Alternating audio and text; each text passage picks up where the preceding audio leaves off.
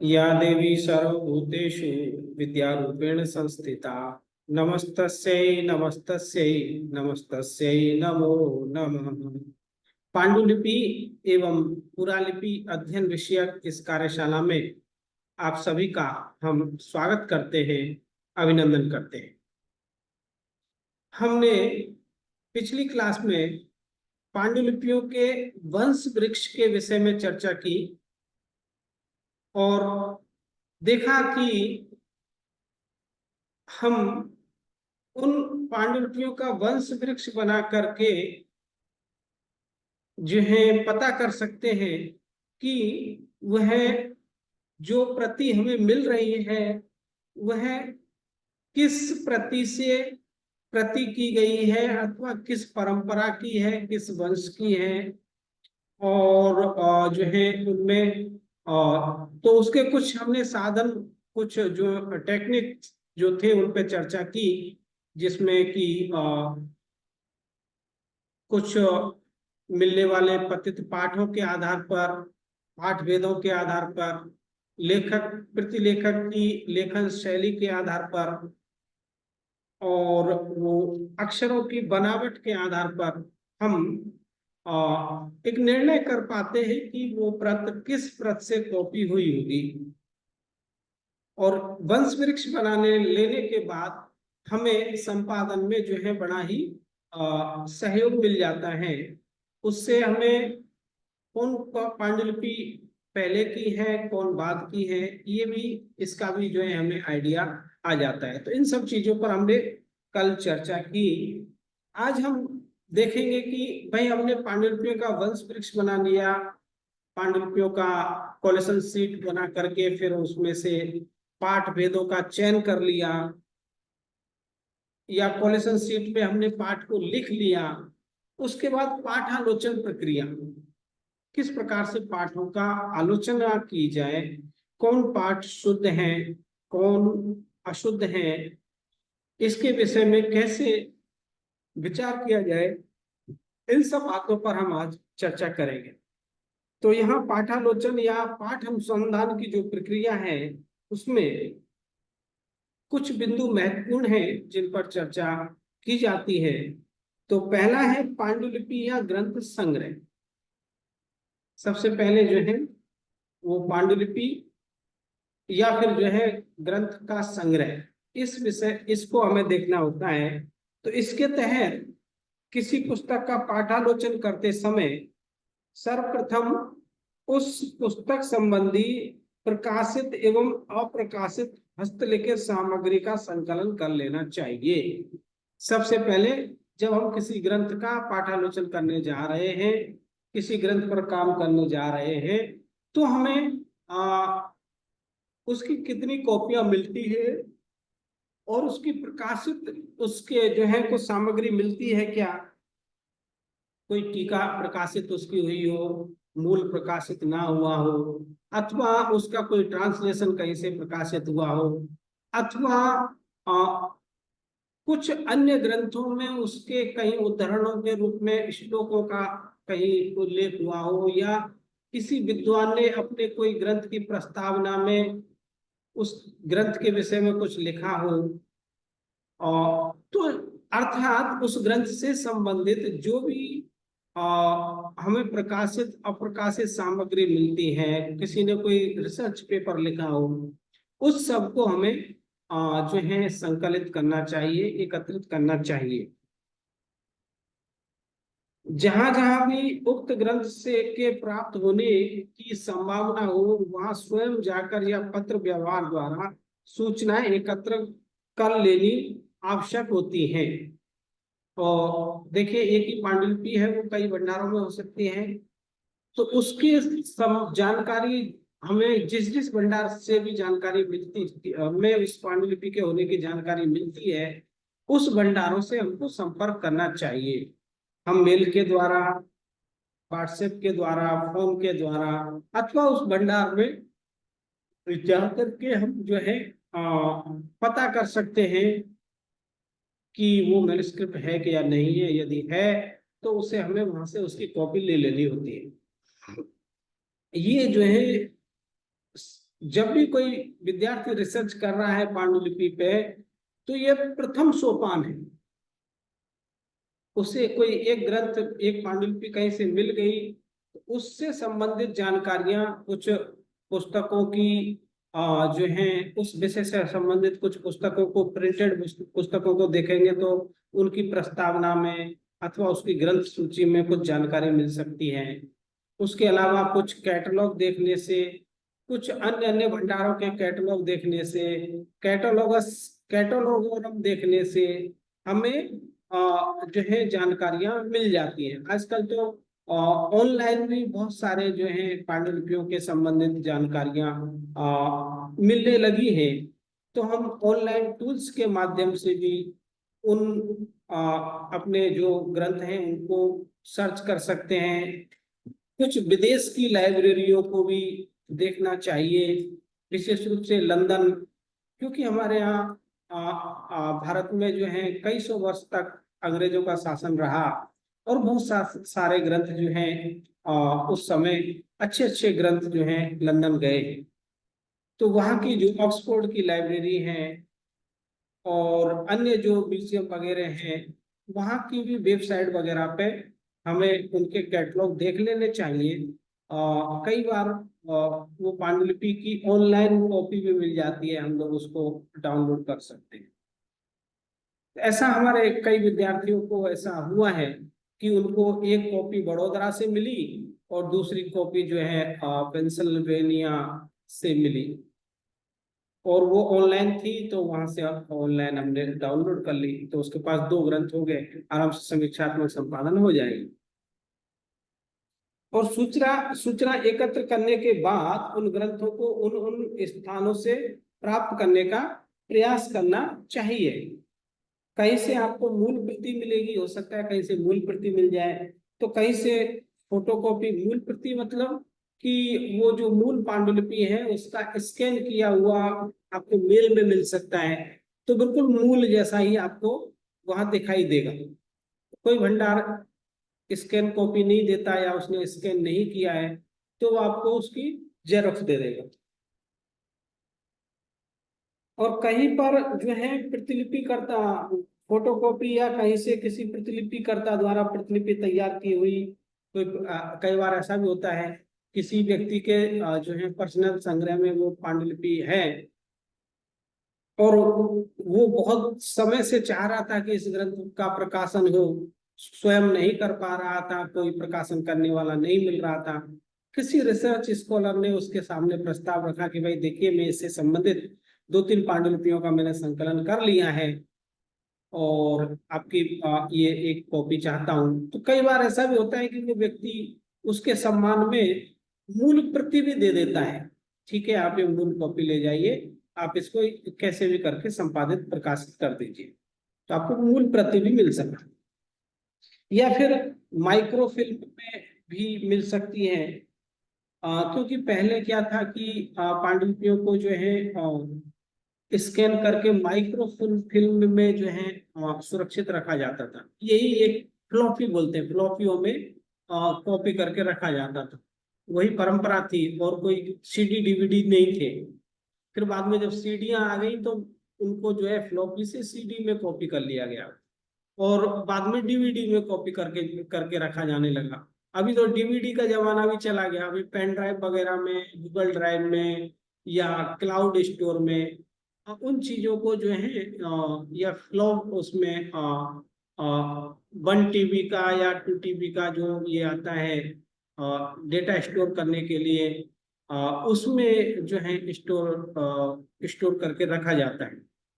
तो इस कारण से हुआ क्या, बहुत सारे ग्रंथ जो है फ्लॉपी उनकी बनी थी ग्रंथ भंडारों की स्कैन करके, बाद में वो फ्लॉपियां 5 साल 10 साल तक रखी रही, उसके बाद किसी ने कंप्यूटर में लगा के देखा तो पता चला खुल ही नहीं रही है।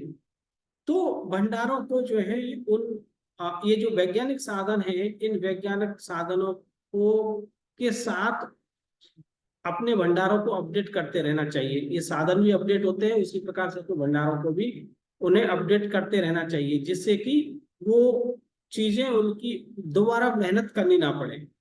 फिर क्या हुआ, जब फ्लॉपी, जैसे कि जैसलमेर का भंडार था। जैसलमेर के भंडार का यही हुआ, जो फ्लॉपी या जो है वो फ्लॉप हो गई। फिर से फिर वो जो है उसकी पुण्य विजय जी महाराज साहब, पुण्य विजय जी महाराज साहब नहीं, यशो विजय जी नहीं, अ, मुझे याद नहीं आ रहा उनका तो। पुंडरीक विजय जी महाराज साहब ने अभी उनका दोबारा से स्कैन कराया जैसलमेर भंडार के कृतों को।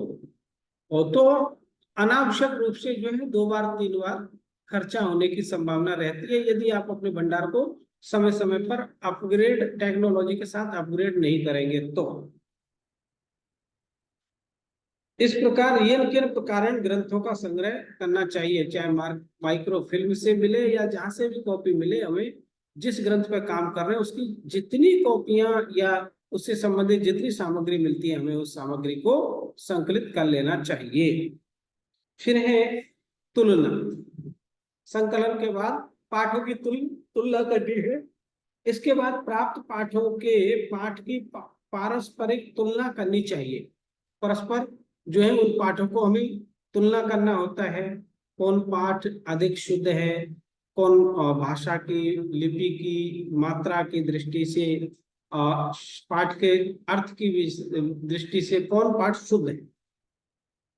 और तुलना करने के लिए पहले सभी ग्रंथों को कालक्रम अनुसार लगा लेना चाहिए। अब ग्रंथों की तुलना करने के लिए क्या करेंगे, सबसे पहले आप उन ग्रंथों को कालक्रम अनुसार जो है वो उनको आप सजा लीजिए।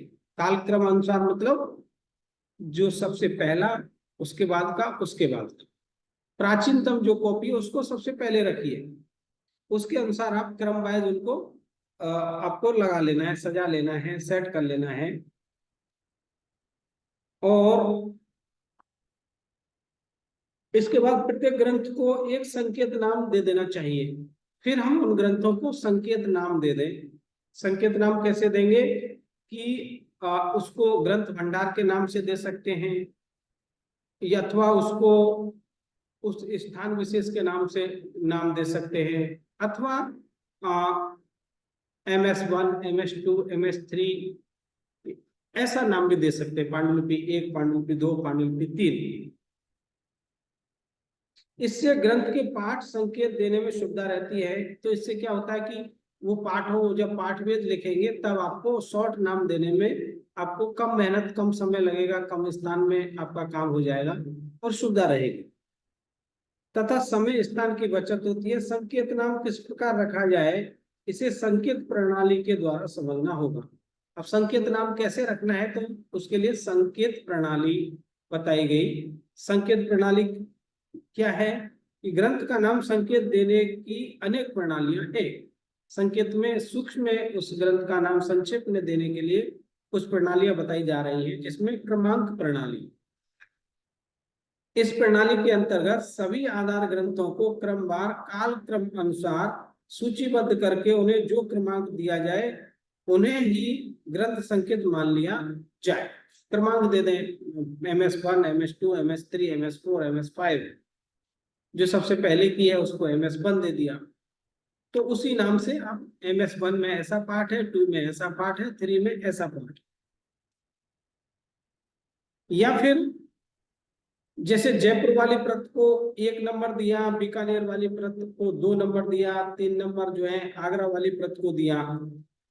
और जब जब हम प्रति संख्या 2 का उल्लेख करेंगे तब तब आपको वो बीकानेर वाली प्रति ऐसा पढ़ना है। तो इसका अभिप्राय हुआ कि बीकानेर वाली प्रति। क्रमांक संकेत देते समय ग्रंथ का विवरण भी देना चाहिए। इसके साथ उदाहरण स्वरूप पृथ्वीराज रासो एक ग्रंथ है, उसकी एक प्रति को डॉक्टर सत्येंद्र जी ने आधार मानकर विस्तृत परिचय दिया है। संक्षेप में प्रति के परिचय में निम्नलिखित बातों पर ध्यान जो है दिया जाना चाहिए। तो क्या पांडुलिपि की प्रति के प्राप्ति स्थान एवं जिसके पास वह प्रति है उस व्यक्ति का परिचय। पांडुलिपि का परिचय देते समय आपको जहां से वो ग्रंथ प्राप्त हुआ है उस स्थान का परिचय अथवा जिस व्यक्ति से प्राप्त हुआ है उसका भी उल्लेख, नामोल्लेख करना चाहिए।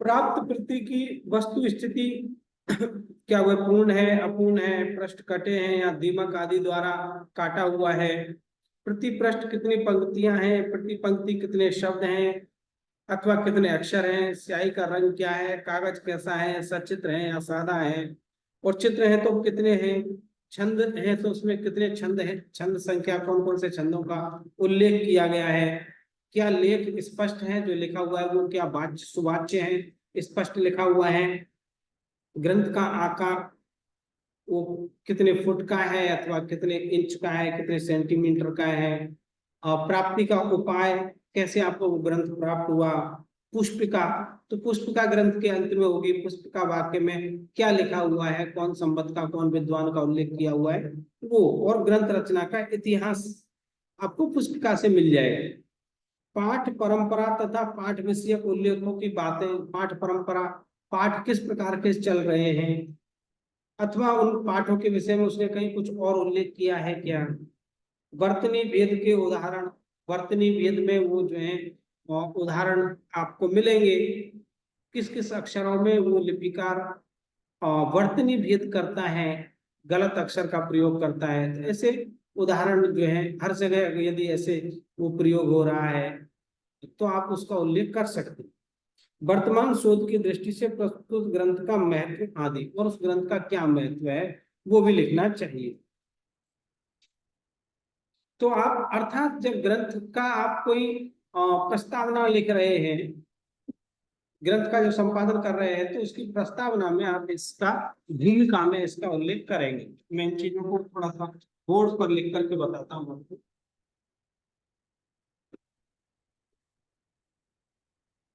देखिए आपको कोई प्रति कोई वस्तु मिल गई, तो मिल जाने के बाद उसके बाद चाहे एक इकट्ठा पाठ वेदों को भी आपने निकाल लिए और आपने जो है ग्रंथ को समाप्त कर लिया।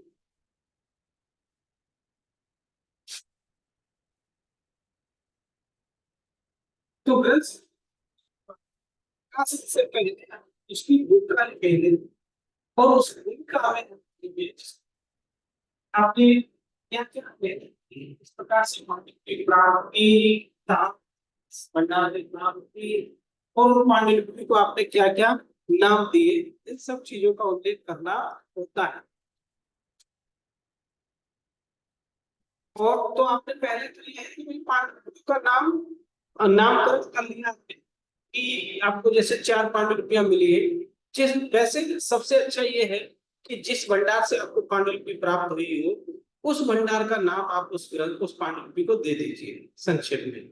जैसे हमको अति खाना से पांडुलिपि मिली, तो उसको जो है खाना जयपुर, उसको पी जे जे ऐसा नाम दे दीजिए।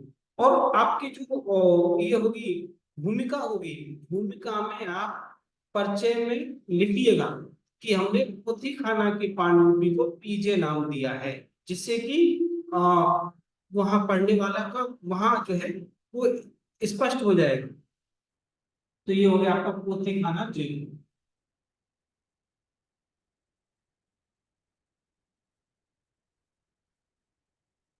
दूसरी पांडुलिपि जैसे हमको मिली आपके लाडनू से, तो लाडनू यूनिवर्सिटी है, एल एल यू कर दीजिए, तो इसको नाम दे दीजिए लाडनू यूनिवर्सिटी।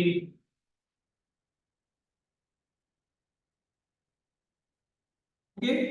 और एक आपको कोवा भंडार से मिली, कि कोवा को ये भी कोवा गुजरात में है, कोजा कोवा गांधीनगर में है, तो के जी, ठीक है उसको कह दीजिए कोवा गांधीनगर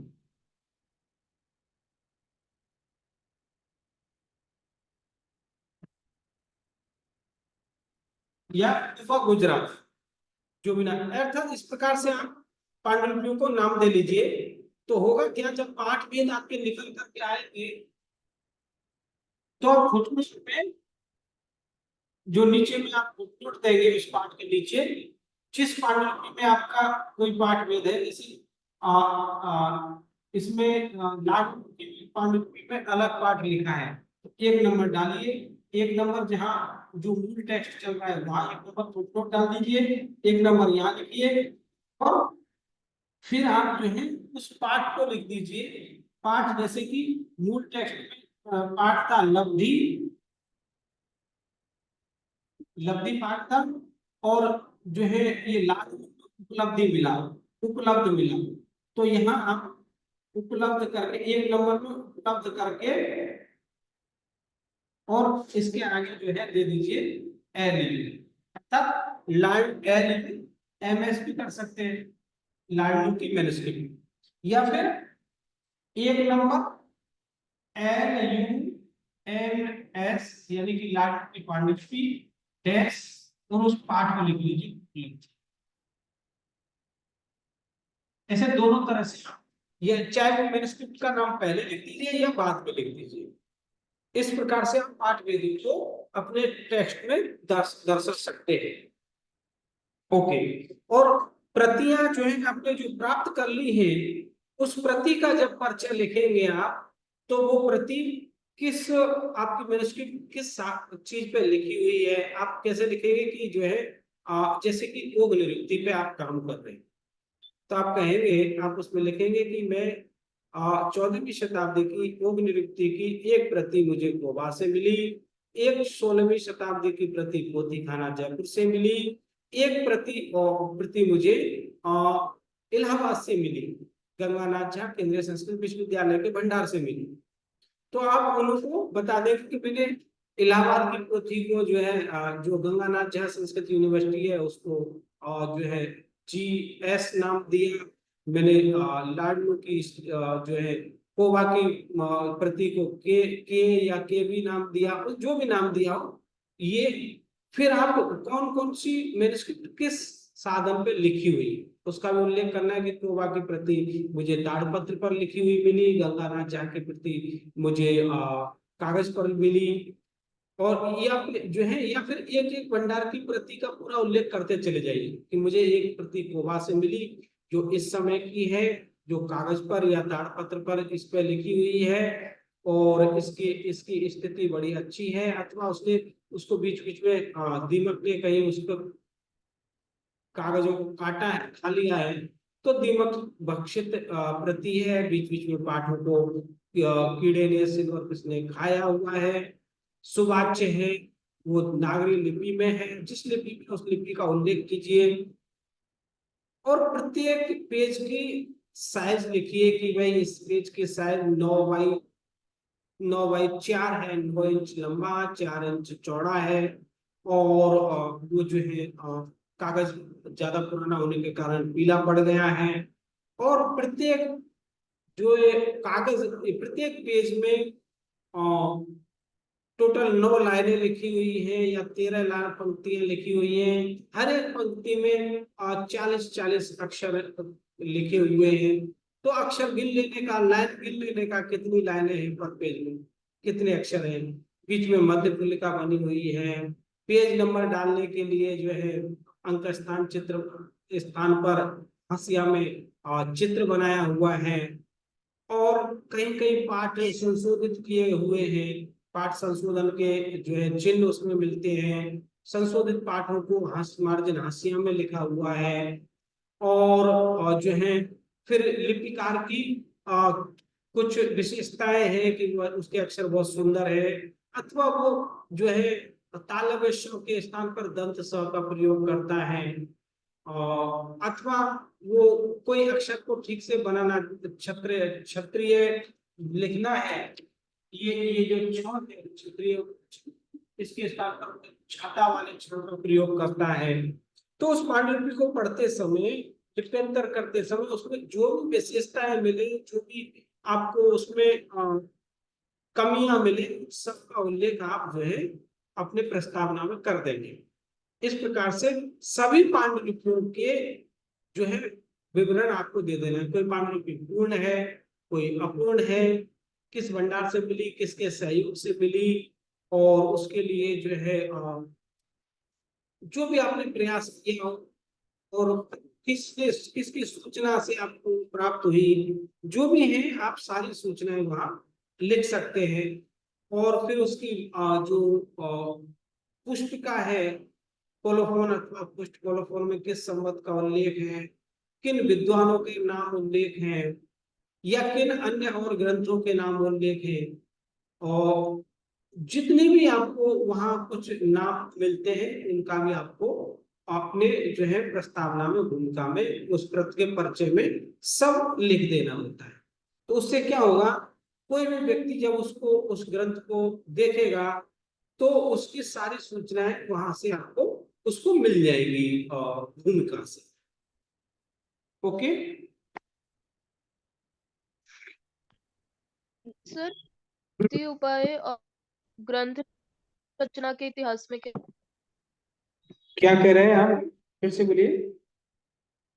ग्रंथ रचना का इतिहास, सर, प्राप्ति प्राप्ति और उपाय। जी, प्राप्ति उपाय में क्या है प्राप्ति प्राप्ति उपाय का मतलब है कि वो पांडुलिपि को प्राप्त करने के लिए आपको क्या क्या उपाय करने पड़े। कई बार देखिए, अभी तो ऐसा है कि भंडारों में आसानी से पांडुलिपियां दे देते हैं।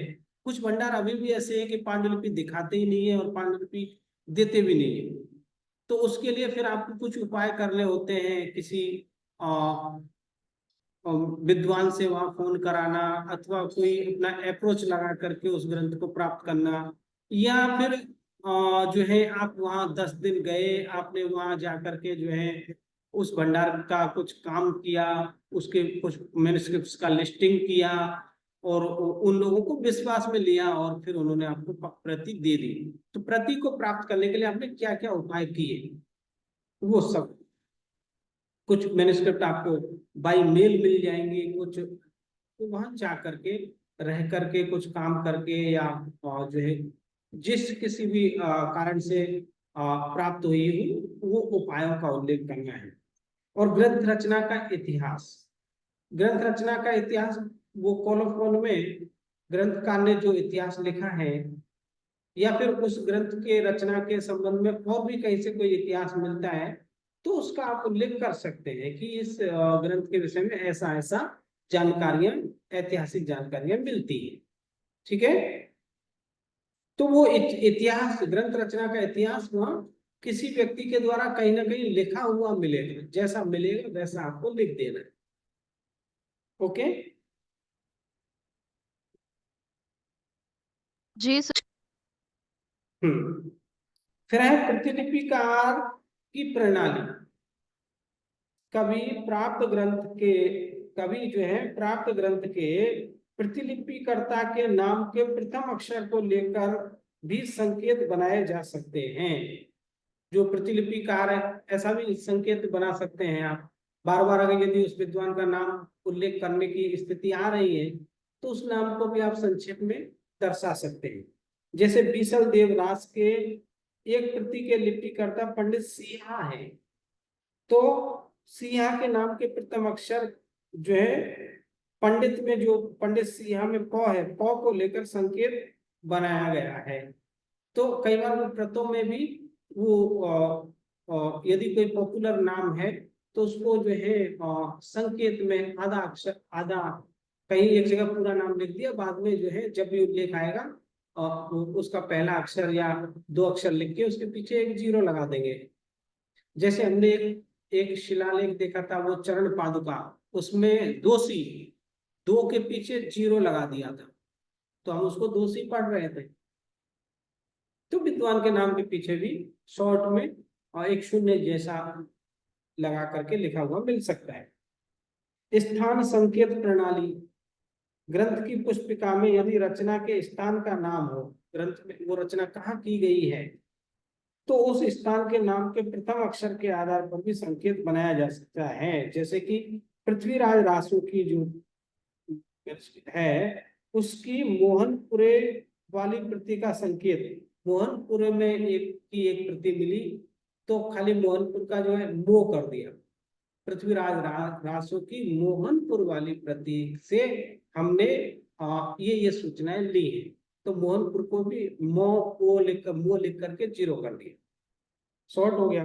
पाठ साम्य समूह प्रणाली, तो पाठ के साम्य समूह प्रणाली, साम्य जो समान पाठ है उनका समूह कैसे बने, उसकी प्रणाली। तो ग्रंथ संग्रह करने के बाद समस्त पाठ पांडुलिपियों का वर्गीकरण, जो जितनी भी प्राप्त पांडुलिपियां हैं उसका वर्गीकरण पाठ साम्य के आधार पर किया जा सकता है। यदि उसमें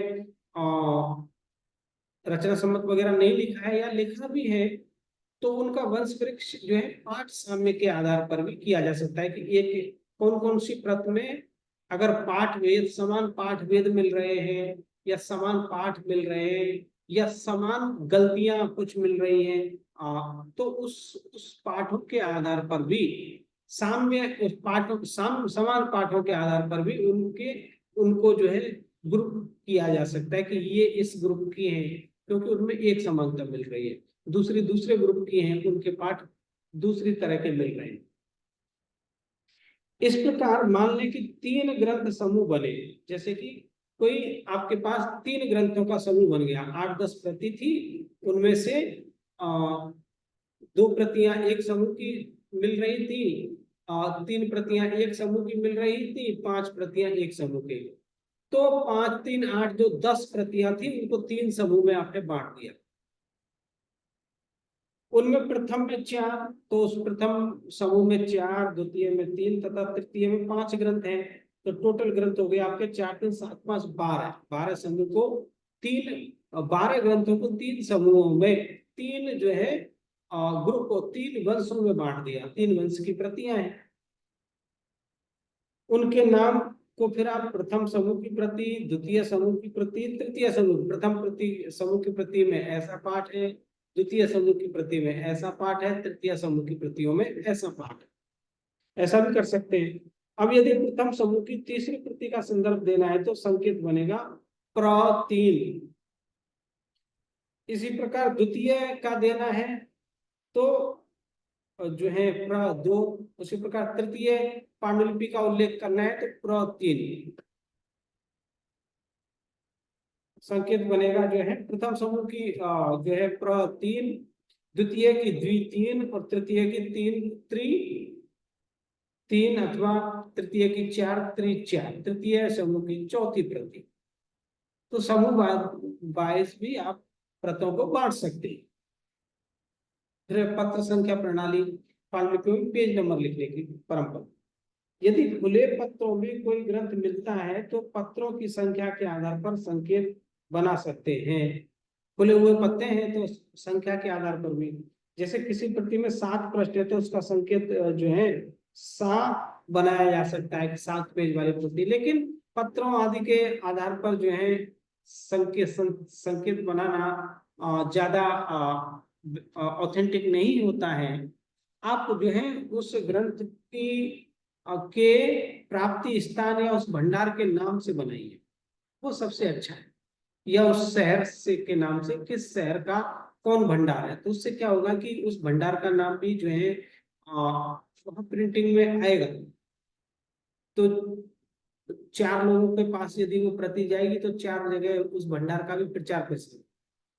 तो ऐसे जो है नाम बनाना चाहिए। उससे क्या होगा कि जो ग्रंथ भंडार वाले हैं उन लोगों को भी अच्छा लगेगा कि देखो हमने इसको मैन्युस्क्रिप्ट दिया तो इसके माध्यम से ये हमारा प्रचार प्रसार, हमारा भंडार का प्रचार करें।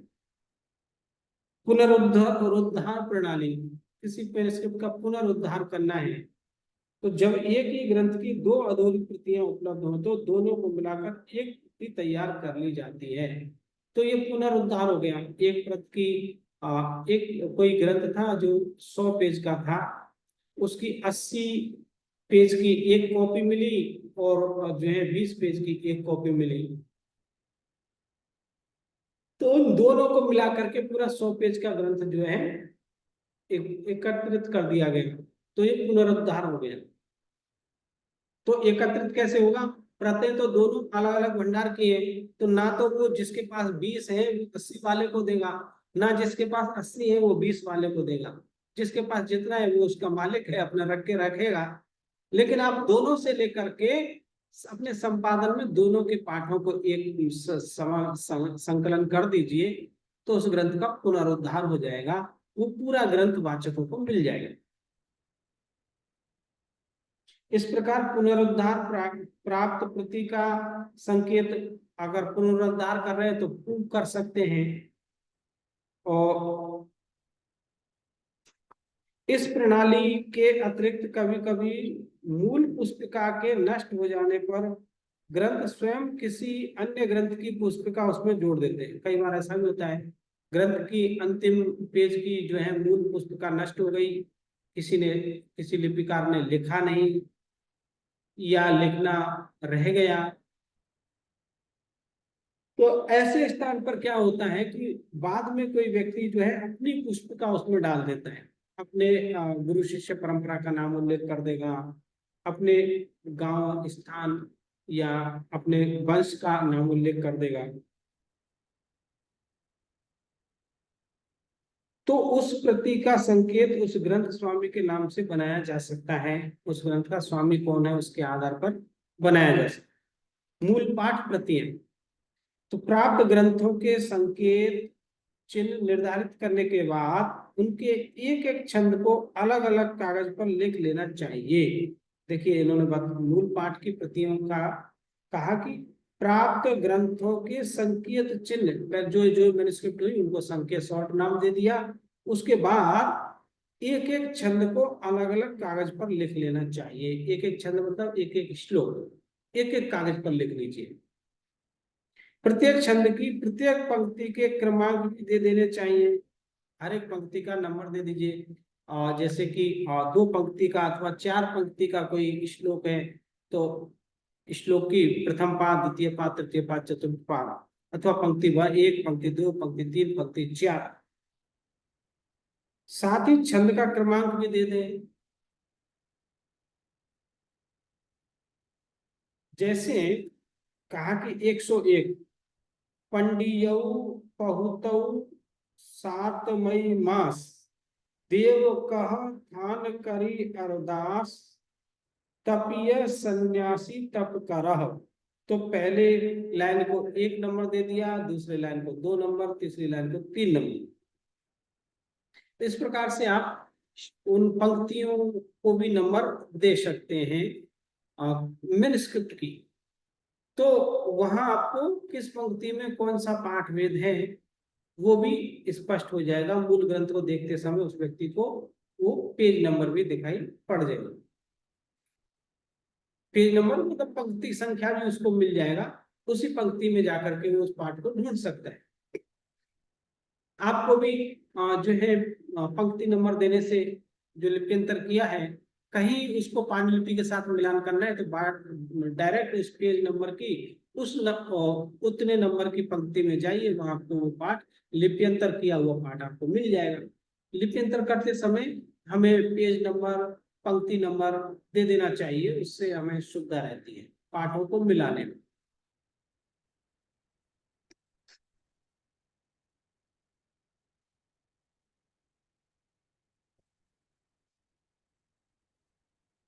उसके बाद मूल पाठ तुलना, मूल पाठ है उसकी तुलना कैसे करें कि कौन मूल पाठ रहा होगा।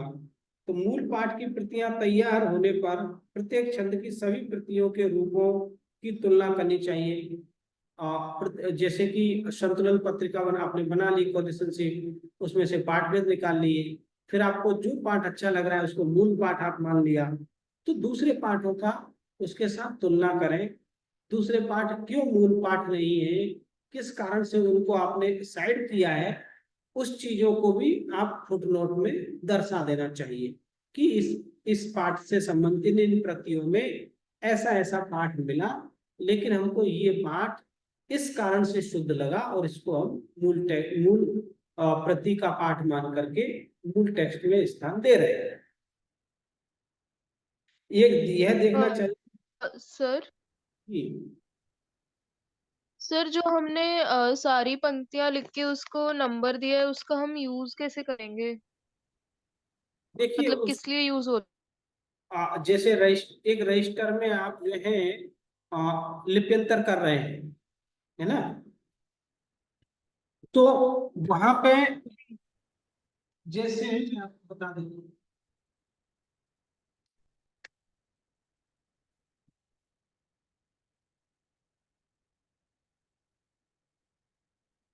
एक आपकी मैन्युस्क्रिप्ट है, जैसे ये है ठीक है, ये एक पंक्ति है, यहाँ आगे यहाँ से पाठ नहीं, ये हंसी होगी, इधर हंसी होगी, फिर आप ये लिखा हो गया, चल रहा है, पाठ चल रहा है, पाठ चल रहा है, चल रहा है, पाठ चल रहा है, पाठ चल रहा है, तो टोटल पंक्तियां हो गई ये 2 3 4 5 6। ओके, और पेज नंबर इसमें है ये का ये पार्ट है, पेज नंबर एक। तो आप जब अपने रजिस्टर पे लिप्यंतर करेंगे तो आप क्या करेंगे, जैसे ये आपका रजिस्टर, ओके, अब रजिस्टर में आप लिप्यंतर कर रहे हैं, यहाँ पे जो रजिस्टर का जो आपका वार्षिक हिस्सा है उसमें आप एक नंबर यहाँ डाल देंगे। तो एक नंबर पंक्ति का पाठ जैसे हमने लिप्यंतर करते समय जो भी पाठ है ये लिखा, और वो एक ही पंक्ति में तो होगा नहीं, हो सकता है दूसरी पंक्ति में या फिर तीसरी पंक्ति में आधे तक चला। ओके, तो या तो आप एक पंक्ति को यही, फिर इसको यही छोड़ करके दूसरी पंक्ति को यहाँ से लिखें, लेकिन वो ठीक नहीं क्योंकि आपका कागज वेस्ट होगा। 2 नंबर पंक्ति अब जैसे यहाँ बीच में से शुरू हो रही है यहाँ से, तो यहाँ दोनों पर डाल दीजिए। ओके, फिर आपका पाठ चला, फिर 3 नंबर पंक्ति यहाँ से शुरू हो रही है, 3 नंबर, और फिर पाठ चला, फिर ये पाठ चल रहा था, बीच में से 4 नंबर पंक्ति शुरू हुई, यहाँ 4 नंबर, 5 नंबर, 6 नंबर, ऐसे पंक्ति आपने लिख ली। अब होगा क्या कि 3 नंबर पंक्ति में यहाँ जब आप पढ़ रहे लिख रहे थे, लिप्यंतर कर रहे थे, यहाँ पर कोई पाठ आपको पढ़ने में नहीं है। ओके, वहां आपने इतना खाली जगह छोड़ दिया, फिर आप अपना दूसरे पेज पे चले गए, तीसरे पेज पे, 10वें पेज पे चले गए, उसके बाद फिर आपको जो है कभी दोबारा से उस पाठ को ठीक करना है, जहां जहां छूट गया है, ऐसे हम जो जहां जहां जिस पंक्ति में छूटा उसको खाली जगह छोड़ते चले गए, फिर बाद में उस खाली जगह को भरना भी है, तो फिर से आपको इस 3 नंबर की पंक्ति में ये खाली जगह है, तो आपको अब इस पाठ को किसी विद्वान को दिखा करके पूछना है कि साहब ये क्या पाठ हो सकता है, मुझे पढ़ने में नहीं आ रहा। तो वो कहेगा कि जो है अच्छा बताइए कहाँ है पांडुलिपि में, तो पांडुलिपि में फिर आप इस पाठ को ढूंढते रहिए। तो अगर यहाँ 3 नंबर लिखा होगा तो डायरेक्ट पाठ 3 नंबर में जाइए, फिर यहाँ जो पाठ था आपको नहीं पढ़ने में आ रहा था उसको उसके नीचे पेंसिल से अंडरलाइन कर दीजिए, नीचे कीजिएगा अंडरलाइन, पे अक्षर को टच ना करें, उस अक्षर को ऐसा राउंड गोला मत करना, उसके नीचे थोड़ा सा एक संकेत अंडरलाइन कर देंगे, डायरेक्ट 3 नंबर के आपके लाइन जो लिप्यंतर किया हुआ रजिस्टर था जिसमें देवनागरी में आपने लिप्यंतर किया, वो अक्षर को डायरेक्ट देवनागरी 3 नंबर लाइन पे जाकर के यहाँ अंडरलाइन किया हुआ था, ये देख दिया आपने, देख लिया, विद्वान को दिखाया कि देखिए ये पाठ है, मुझे समझ में नहीं है, वो विद्वान ने बता दिया कि ये तो काव्य है, काव्य है, अब यहाँ इस लोग काव्य को लिख लेंगे, काव्य आपका हो गया काम। इसलिए पंक्ति संख्या लिखने से जो है मैन्युस्क्रिप्ट में ढूंढने में सुविधा रहता है। ओके, सर हंसी क्लियर हो गया ना?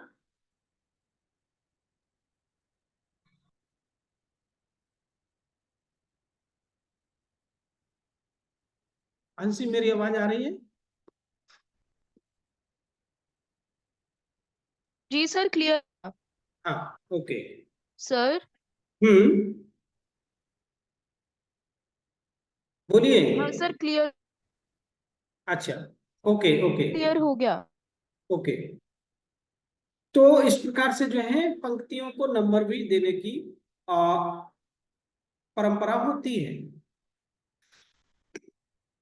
और मेरे हिसाब से लिप्यंतर करते समय हमें हमारे जिस रजिस्टर में हम लिख रहे हैं उस रजिस्टर में पंक्ति संख्या देना चाहिए। वो आगे चल के आपको जो है पाठ मिलान मैन्युस्क्रिप्ट के साथ पाठ मिलाने में बड़ी सुविधा हो जाएगी। हमारे कई विद्यार्थी हैं और जो कई बार पाठ लेकर के आते हैं कि साहब ये पाठ मुझे पढ़ने में नहीं आया, लिप्यंतर में से दिखाते हैं, मैं उनको कहता हूँ कि अच्छा पांडुलिपि में इस पाठ को दिखाओ। अब उन्होंने अगर पंक्ति संख्या नहीं दी है तो उस पाठ को ढूंढने में समय लग जाता है। और यदि पेज नंबर और पंक्ति संख्या दे दी, जैसे ही आपका जैसे, और ये भी है इस रजिस्टर में, जैसे आपका जैसे ये इतना बड़ा रजिस्टर है, ठीक है, पेज अब यहाँ पे ये एक पांडुलिपि खत्म हो गई, तो जैसे वन वन नंबर का ए पार्ट, ठीक है, तो पेज नंबर एक का ए पार्ट 1A कर दीजिए। अब पेज नंबर एक का बी पार्ट ए से शुरू हो रहा है, तो यह 1B कर दीजिए। तो 1B का फिर पंक्ति 1, पंक्ति 2, पंक्ति 3 और एक पार्ट हम समझ गए। तो आपको वो पेज नंबर भी जो है लिखने से आपको डायरेक्ट उसी पेज में पहुंच जाएंगे, आपका पाठ मिलान करने में सुविधा होगी।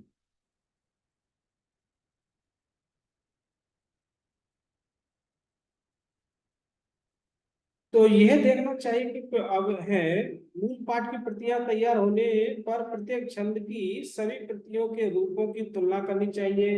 ये देखना चाहिए कि प्रत्येक छंद समान चरणों के हैं या असमान चरणों के हैं, प्रत्येक चरण में समान शब्द है या भिन्न शब्द है। छंद के आधार पर कोई ग्रंथ पद्य में है तो आपको उसके छंदों को देखना है। छंद में कोई अक्षर मात्रा कम तो नहीं है, कोई ज्यादा तो नहीं है। यदि कमती और ज्यादा है तो वहां से आपको पता चल जाएगा कि यहाँ पाठ में किसी पाठ में गड़बड़ है, तो उस जो है विसंगति को दूर करना होता है, ढूंढना होता है।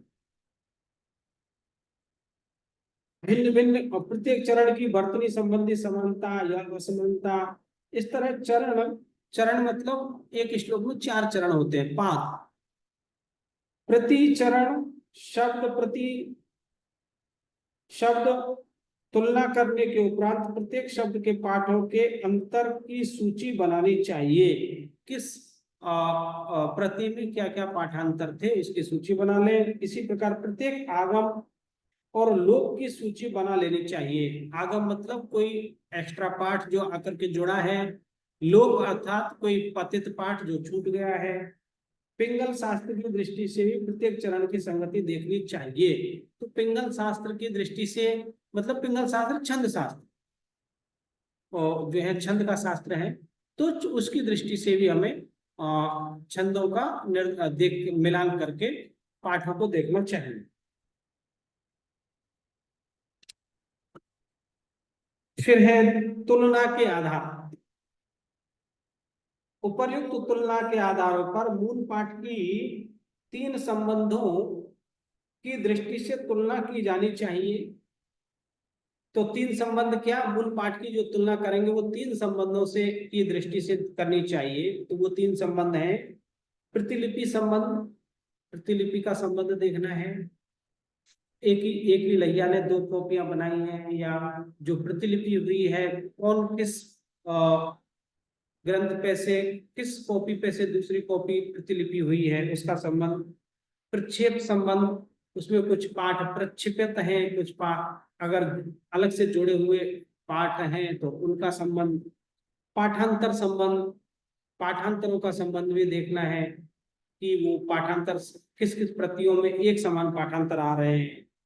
इन 3 प्रकार के संबंधों की दृष्टि से वंश वृक्ष तैयार करना चाहिए। तो वंश वृक्ष आप जो है पांडुलिपियों का भी बना सकते हैं और क्या होता है? पाठों का भी वंश वृक्ष बना सकते हैं। हाँ जी बोलिए। सर प्रक्ष हाँ, प्रक्षेप पाठ, प्रक्षेप मतलब कि वो प्रक्षेपित पाठ किसी ने अलग से उसमें जोड़ दिया।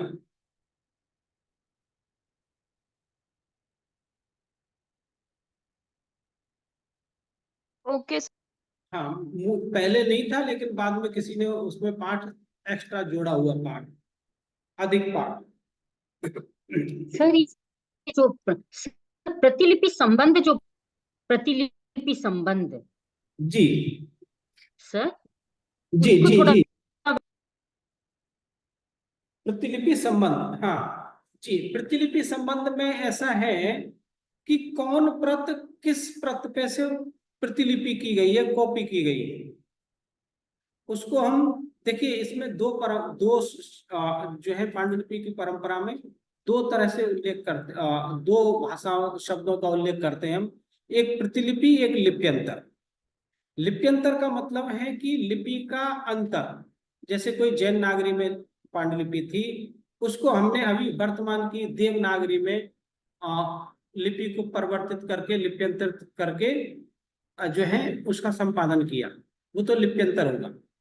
प्रतिलिपि का मतलब है जैसी एक कॉपी थी पहले की, वैसी ही देख करके उसी लिपि में दूसरी कॉपी बनाई, जैसे शब्द लिखे थे उन्हीं शब्दों को जो है वैसा ही उस कॉपी, यानी कि जेरोक्स, फोटोस्टेट, वो है प्रतिलिपि। अब उस प्रतिलिपि का भी संबंध होता है कि कौन मैन्युस्क्रिप्ट किस मैन्युस्क्रिप्ट पे से प्रतिलिपि की गई है। तो जो अब उसके संबंध को देखना है, वो संबंध पाठ वेदों के आधार पर समान पाठ वेद है अगर दो प्रतियों में, तो पता चल जाएगा कि ये किस पे से प्रतिलिपि हुई है। रचना संबंध देख लेना है, एक जो है 1680 की है, एक 1690 की है। तो 1680 वाली पे से 1690 की कॉपी प्रतिलिपि की गई है। तो 1680 की प्रतिलिपि की पांडुलिपि में जो जो पाठ वेद थे वो 1680 90 वाली में भी आ रहे हैं। तो वो उनका संबंध हो गया कि ये प्रति इसकी इससे कॉपी की गई, माता और पुत्री का संबंध। ओके, स्पष्ट हुआ सर जी? Okay sir. जी। हाँ हाँ हाँ समझ हाँ सर। तो इस प्रकार से वंश वृक्ष बनाया जा सकता है पाठ वेदों का भी और पांडुलिपियों का भी। सर्वाधिक प्रामाणिक पाठ वाली प्रति निर्धारित कर लेने पर अब, और उसमें से जो है सर्वाधिक प्रामाणिक पाठ किस प्रति के हैं उसका निर्धारण कर लेना है। उसके पाठ को आधार मान सकते हैं कि भाई इस प्रति के पाठ ज्यादा शुद्ध है, ज्यादा प्रामाणिक है, तो उसको हम जो है आदर्श प्रति बना लेंगे, ये प्रामाणिक प्रति है। उसके पाठों को हमें अधिक वरीयता देनी है, मूल टेक्स्ट में उसी के पाठों को रखना है। और कहीं कहीं उसी के भी पाठों में यदि कहीं कोई गलती है, तो दूसरी प्रति का यदि कोई पाठ शुद्ध है, तो दूसरी प्रति के उस पाठ को वहां मूल में रख देना है।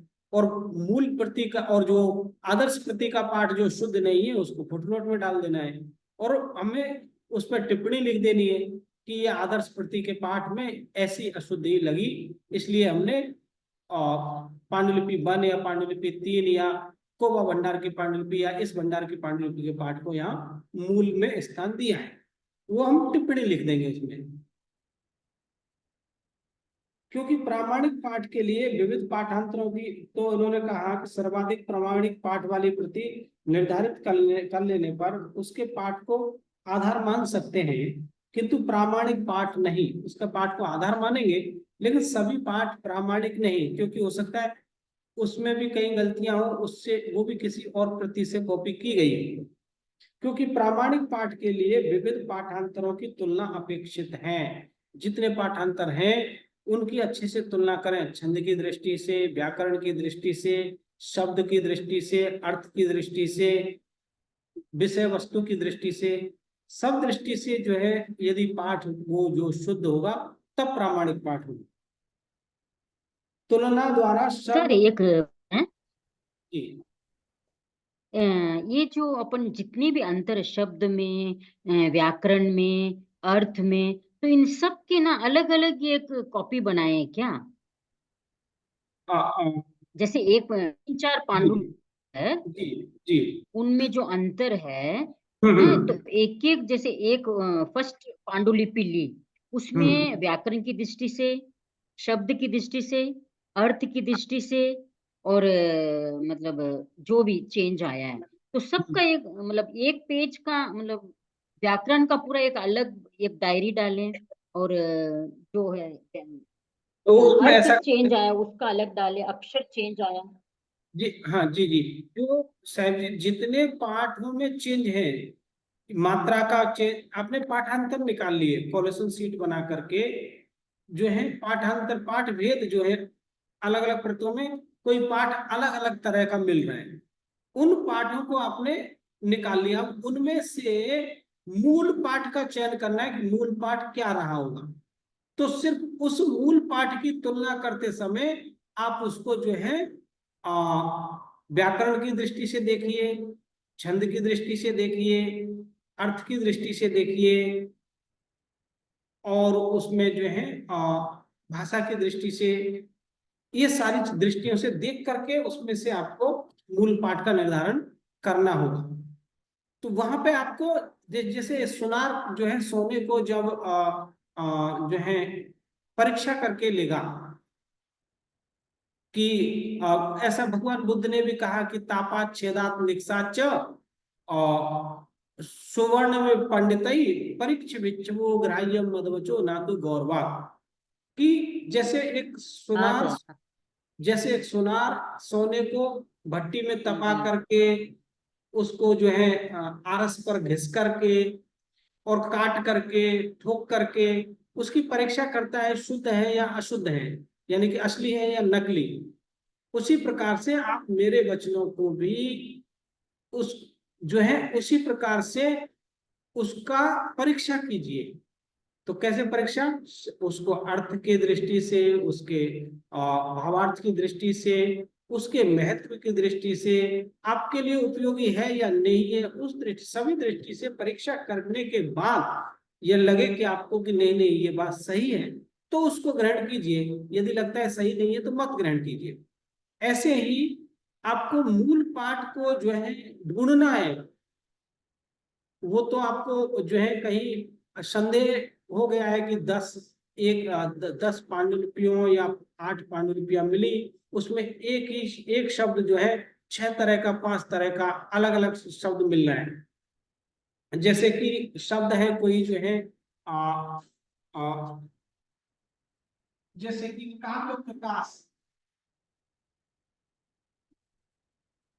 काव्य प्रकाश शब्द था।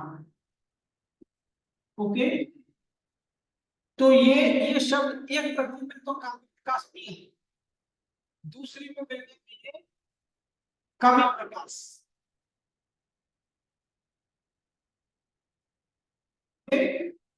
तीसरी में मिलने के लिए महाकवि प्रकाश।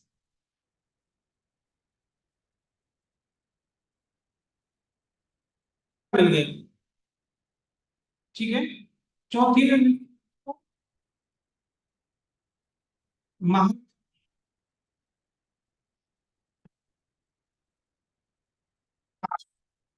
ओके। पांच जो है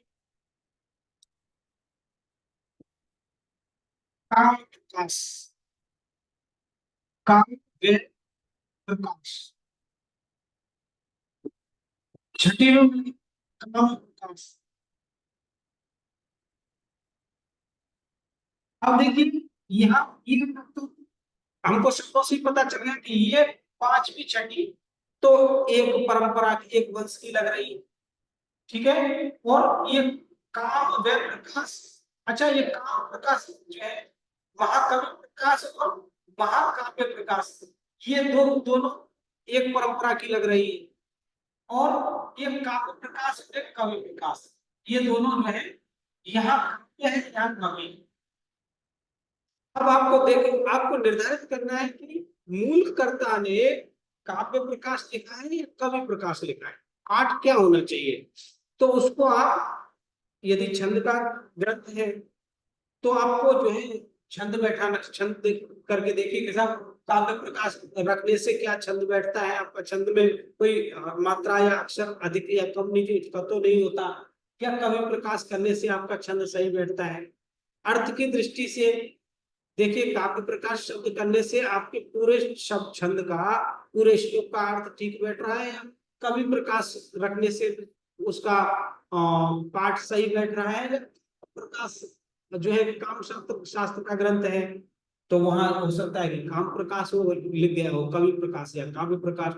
तो उस शास्त्र के विषय की दृष्टि से, उस शास्त्र उस समय चल रहे प्रसंग की दृष्टि से क्या प्रसंग चल रहा है, कोई जो है किसी कवियों का कवि कवित्व से संबंधित चल रहा है तो कवि हो सकता है, या कोई काव्य, कुछ काव्यों की बात चर्चा चल रही है तो काव्य प्रकाश शब्द होगा। तो आपको वो सर अनुपूर्वी आवाज कट रही है सर। जी सर आवाज कट आपकी रही है। आवाज कट रही है थोड़ी। हाँ एक मिनट जी, अभी अभी शायद ये आवाज, हरिओम, हाँ हाँ, अभी मेरी अभी सुनाई मेरी दे आवाज रही है। जी। हाँ अभी सुनाई दे रही है। तो आपको देखना है कि हाँ अभी वो सुनाई दे रही है। जी जो है, जैसे मैंने 4-5 पांडुलिपियों के ये पाठों के नाम लिख करके बताया आपको, यहाँ तक सुनाई दिया था सर जी? ये मैंने कुछ एक पाठ भेद लिख करके बताया, काव्य प्रकाश, कवि प्रकाश, महाकाव्य हाँ सर। प्रकाश जी। तो उनमें से इन हाँ पाठों के आधार पर हमें वंश भी पता चल गया, कौन प्रति किस वंश की है, कहाँ से उसका संबंध किसके साथ है, पाठ के आधार पर। अब उनमें से हमको पाठ क्या है, कवि प्रकाश है या काव्य प्रकाश है या कवि है या काम प्रकाश है, तो हमें देखना है कि वो ग्रंथ किस विषय का है। हो सकता है यदि काम शास्त्र है तो हो सकता है कि काम शब्द वहां हुआ हो, प्रयुक्त हुआ हो, या फिर किसी कवि की चर्चा चल रही है तो महाकवि हो सकता है, या फिर किसी काव्य की चर्चा चल रही है तो काव्य प्रकाश, काव्य शब्द हो सकता है। अब देखना है कि वो यदि वो पाठ, वो जो है ग्रंथ पद्यात्मक शैली में है, तो इन शब्द किस शब्द को रखने से आपका छंद जो है बैठता है, छंद भंग नहीं होना चाहिए। वहां से जो जिस शब्द को रखने से आपका छंद बैठ रहा हो, उस पूरे श्लोक का अर्थ ठीक से बैठ रहा हो, उसका भावार्थ निकल रहा हो ठीक से, वो प्रसंग के साथ फिट हो रहा हो, और अनुपूर्वी अनानुपूर्वी अर्थात उससे आगे का क्या प्रसंग चल रहा है, उस श्लोक के बाद का क्या प्रसंग चल रहा है, क्योंकि उसमें जो पाठ होंगे वो तो कनेक्टेड होंगे, आगे के पाठ से पीछे के पाठ से प्रसंग से कनेक्टेड होगा। ऐसा तो नहीं है कि बिल्कुल अलग से कोई हम्म। आकर के प्रक्षेप्त कोई अलग ही श्लोक आ गए, प्रसंग ही नहीं है, उस प्रसंग से भिन्न श्लोक आ गया, तो वो फिर प्रक्षिप्त पाठ है, किसी ने अलग से घुसा दिया, उसमें प्रक्षेपण कर दिया। ऐसे नाटकों हाँ में होता है, अभिज्ञान ओके सर। शाकुंतलम वगैरह, ठीक है अभिज्ञान सर। शाकुन अभिज्ञान शाकुंतलम वगैरह में वो क्योंकि नाटक होते थे, उसका हाँ। मंचन होता था, तो वो नाटककार हैं, हम्म। वो उस नाटक को अधिक हम्म रोचक बनाने के लिए, जनता को ज्यादा जो है हम्म अच्छा लगे, मनोरंजक हो, तालियां अधिक हम्म लोग बजाएं, तो उसके लिए वो कुछ ऐसे प्रसंग डाल देते हम्म हैं, बाद में वही पाठ बन गए। हम्म। तो कालिदास ने वो श्लोक नहीं बनाया, लेकिन हाँ। दूसरे ने बना करके डाल दिए। हम्म। तो उन्हीं को हमें ढूंढना है कि मूल ओके सर। कालिदास ने ओके क्या सर। लिखा, कालिदास ने क्या लिखा होगा, बाद में उसमें दूसरे लोगों ने क्या क्या जोड़ा होगा, हम्म। जो जोड़ा है उसको अलग करना है। ठीक है सर जी? Okay sir. जी थैंक यू सर। जी जी, थैंक यू। तो इस प्रकार से पाठांतरों की तुलना करना है, तुलना द्वारा शब्द और चरण के रूप को निर्धारित करना होगा। किस प्रकार पूर्णतः प्रामाणिक पाठ बनाने के लिए समस्त बाह्य एवं अंतरंग संभावनाओं के साक्ष्य से ही पाठ निर्णय करना चाहिए, और बाह्य एवं आंतरिक अंतरंग संभावनाएं, बाहर बाह्य बाह्य संभावनाएं मतलब बाहर के जो अन्य ग्रंथ हैं, अन्य जो उल्लेख मिलते हैं, या जो विद्वान हैं, उनके साथ चर्चा करके उस पाठ को ठीक करना चाहिए। आंतरिक संभावनाएं, ग्रंथ के अंदर में जो पाठ चल रहा है, जो प्रसंग चल रहा है, या फिर उससे आगे या उससे पहले या बाद में किसी प्रसंग में ग्रंथकार ने कहीं उससे संबंधित कोई प्रसंग का उल्लेख किया है क्या, कोई शब्द ऐसा प्रयोग किया। हमें ग्रंथ का संपादन करते समय, लिप्यंतर करते समय वो ग्रंथकार की शैली और लेखक की शैली दोनों पता चल जाती है। ग्रंथकार किस तरह की, कैसी उत्कृष्ट व्याकरण का प्रयोग कर रहा है, साहित्यिक भाषा का प्रयोग कर रहा है, अथवा दार्शनिक भाषा का प्रयोग कर रहा है, अथवा वो औषध शास्त्रीय भाषा का प्रयोग कर रहा है, तो उससे पता हम्म चल जाएगा वो किस नहीं जो तुमको है तुमको ले जाना है क्या? किस तो विषय का तो जानकार तुम्हारा है। यूज ही नहीं, तो इस प्रकार से मुझसे हम कनेक्ट पाठों कर को, लेना, बोले तुम्हारा क्यों वेस्ट। इस प्रकार हाँ से हम पाठों को जो है खिड़की खुली है ना, जस्ट शुद्ध कर यही तो सकते है, वो यही तो बैठा है ऊपर, हैं। जी इसलिए। हाँ, मैं बोली लेकिन शाम के लिए मेरे को चाहिए था, बाकी तो ये सब चाहिए था। हाँ सब नहीं आपका ले माइक लेती हूँ इसमें से। माइक खुला है समरी जी। हाँ हाँ हाँ, ये मेरे को पूछ रहे हैं, एक जी मिनट। ओह, हाँ तो इस ठीक है प्रकार, सर। जी तो आज इतना रखते हैं। इस प्रकार से आप पाठों का तुलना कर सकते हैं और आपका समीक्षात्मक आवृत्ति ग्रंथ की तैयार करके आप प्रकाशित कर सकते हैं। तो उससे क्या होगा कि शुद्ध पाठ जो मूल कर्ता ने पहले जो लिखा होगा उस वो जो है वाचकों तक पहुंचाया जा सकता है। ओके हंसी, फिर आज इतना रखते हैं। Okay sir, thank you sir, thank okay, you बहुत बहुत सर। धन्यवाद। थैंक यू सभी को, खूब खूब धन्यवाद।